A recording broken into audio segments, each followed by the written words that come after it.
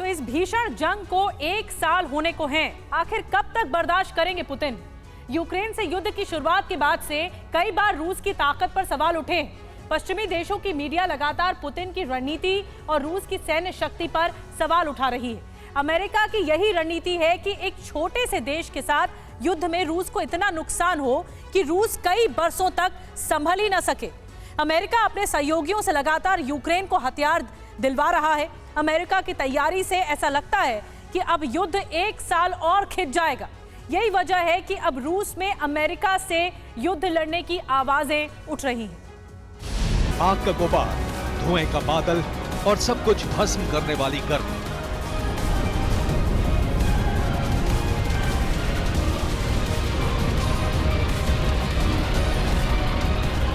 रूस की नई धमकी ने दुनिया को ऐसे ही धमाके की आशंका से डरा दिया है।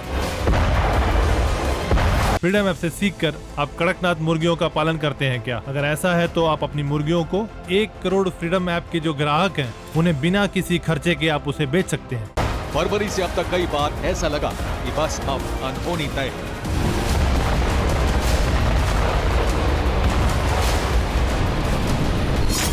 लेकिन अब दुनिया आंखों से देख चुकी है कि रूस की सेना कैसे अमेरिका और ब्रिटेन जैसे देशों का नामो निशान मिटाने का अभ्यास कर चुकी है।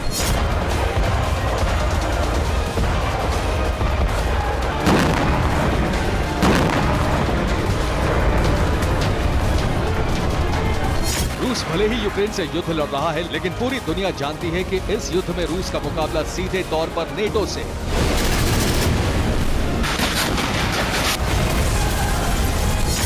चेहरा भले ही ज़ेलेंस्की का है, लेकिन असल रणनीति तो बाइडेन बना रहे हैं।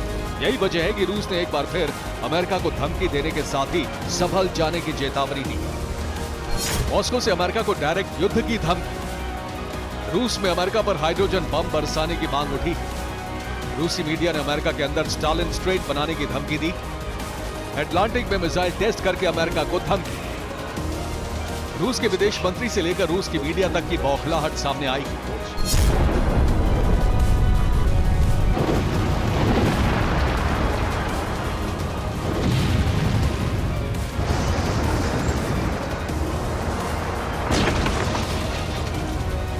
अब तक रूस न्यूक्लियर वेपन की तैनाती कर रहा था, लेकिन अब धमकी हाइड्रोजन बम की।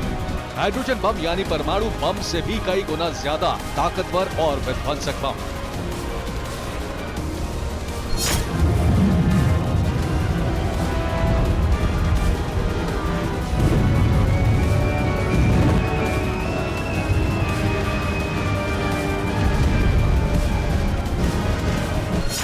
एक बार इस बम का प्रहार हुआ तो एक परमाणु बम से 1000 गुना ज्यादा तबाही होगी।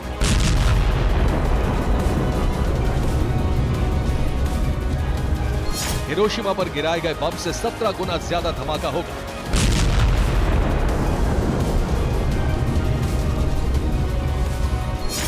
एक बार बम गिरने से 1190 शहर मटिया मेट हो जाएंगे।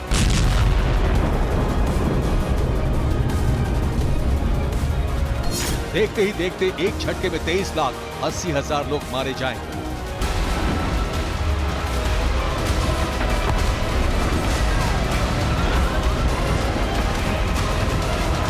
हाइड्रोजन बम का नाम लेकर रूस की मीडिया ने अमेरिका को यही एहसास कराने की कोशिश की है कि रूस चाहे तो सुपर पावर नेशन का नामो निशान मिटा सकता है। अब तक युद्ध में इसका इस्तेमाल तो नहीं हुआ है, लेकिन जब जब इस बम का टेस्ट किया गया, धरती पर ज़लज़ला आया है।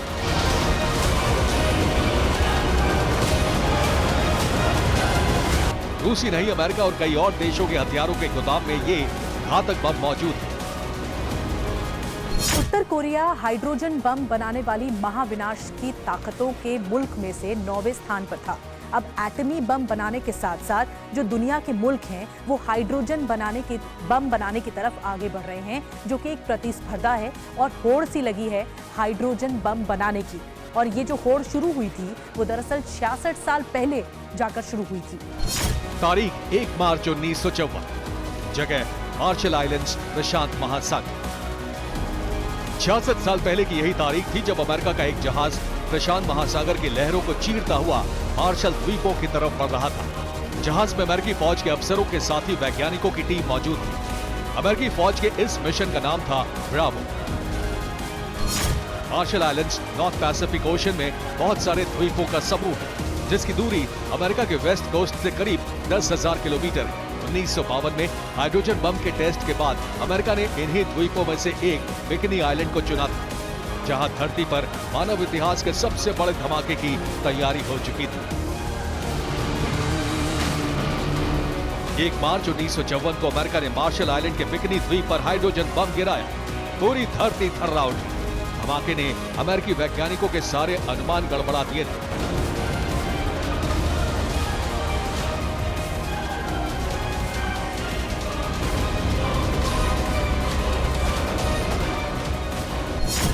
वैज्ञानिकों को टेस्ट के दौरान 5 मेगाटन के धमाके का अनुमान था, लेकिन हाइड्रोजन बम से 14.8 मेगाटन एनर्जी पैदा हुई थी, जो हिरोशिमा में गिराए गए एटम बम से 1000 गुना ज्यादा थी।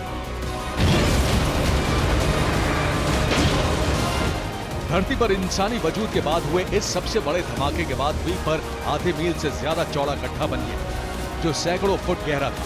इसके जरिए हवा में कई लाख टन रेडियो एक्टिव मलबा फैल गया।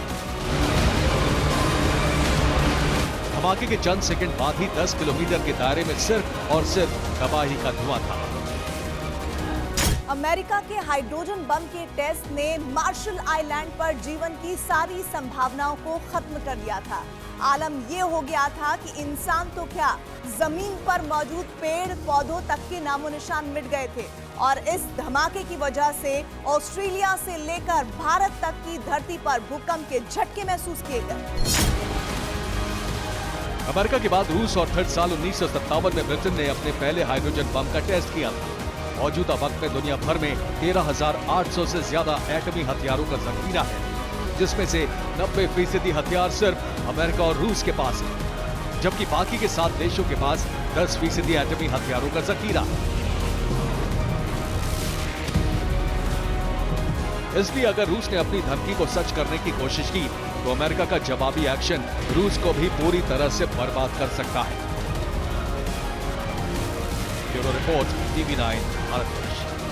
फ्रीडम ऐप से सीखकर आप कड़कनाथ मुर्गियों का पालन करते हैं क्या? अगर ऐसा है तो आप अपनी मुर्गियों को 1 करोड़ फ्रीडम ऐप के जो ग्राहक हैं, उन्हें बिना किसी खर्चे के आप उसे बेच सकते हैं।